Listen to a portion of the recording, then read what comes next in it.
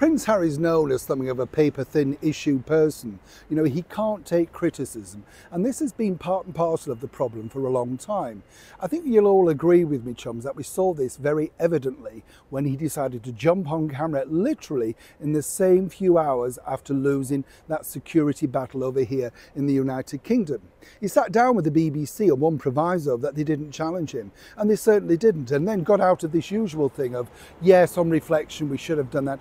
Absolutely zero respect for the British monarchy and indeed the British people, because clearly there are two sides to every single story, and that's part and parcel of the problem. But Harry will only sit and talk like Meghan with people that will agree with them. But it's this particular issue now that I wanted to bring to your attention. Harry in deep therapy, as ever. Let me explain. Hi, good to see you, chums. Thank you so much for joining me today. Nice to have your company. I don't know about you, I've got no problem with anybody seeking help of any kind. You know what I think? My motto is that if you can find somebody to talk to, whether it's a good friend or indeed a stranger, it doesn't matter. It's sometimes just better to share, isn't it? You know, when I lose the lottery every week, I'll talk to anybody. I'm pulling your leg, but you know what I mean? You get the numbers and you know, no, not again as you're breaking down inside the supermarket, having to be helped out because it's another week, you know what I mean?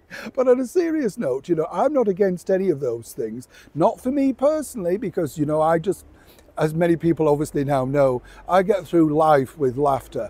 Things just make me laugh, probably all the wrong things, but it doesn't matter how you get through it, does it? And that's what I often say to the many chums here on this channel. We've got each other. That's what it's about. If we can have a giggle, a smile, and a bit of a, you know, just forget your woes, well, then we're a lot better than these celebrities that we're having to talk about, right? A little bit like Prince Harry.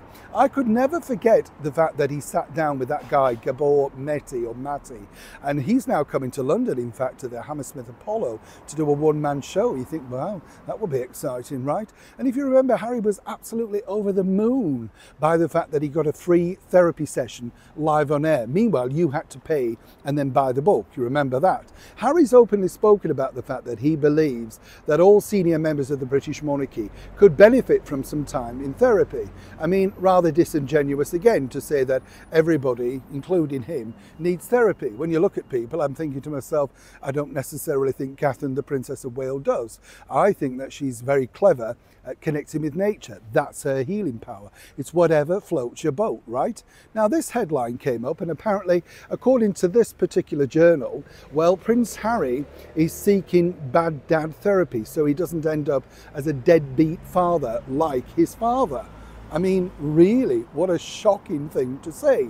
Now, as we know, Harry's already been incredibly unkind, in my opinion, to his father, His Majesty the King, by going down the route of trying to swap a name and all that. It's just bad. It looks terrible, and really all of that sort of thing could have been sorted out in adult. You know, you don't need to go down that particular route, but clearly Harry wanted to get that out there, and we've seen this time and time again. What's fascinating now also is what's the true story behind that? Well, actually what that is a very much headline. It's a tabloid headline. That is not the reason why Harry's in therapy. As ever, I have to say allegedly. Therapy for Harry is second nature. He sees his therapist, or at least speaks to them, I've been told, again, allegedly, most days. It's the way that apparently he copes. And he's apparently a better person for it, you know. As I said at the start of the video, you can't knock it.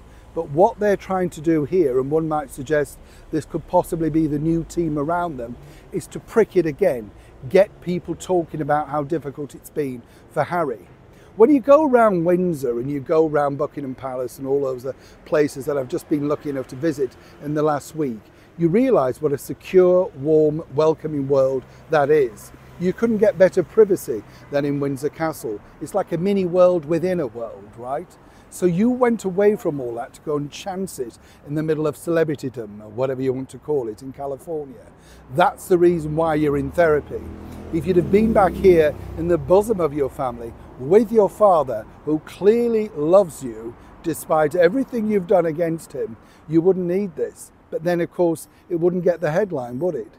Now, whose version of events do you believe? The tabloid or the one that I'm presenting to you? Because trust me, this is totally fake. Neil Sean in the very heart of London.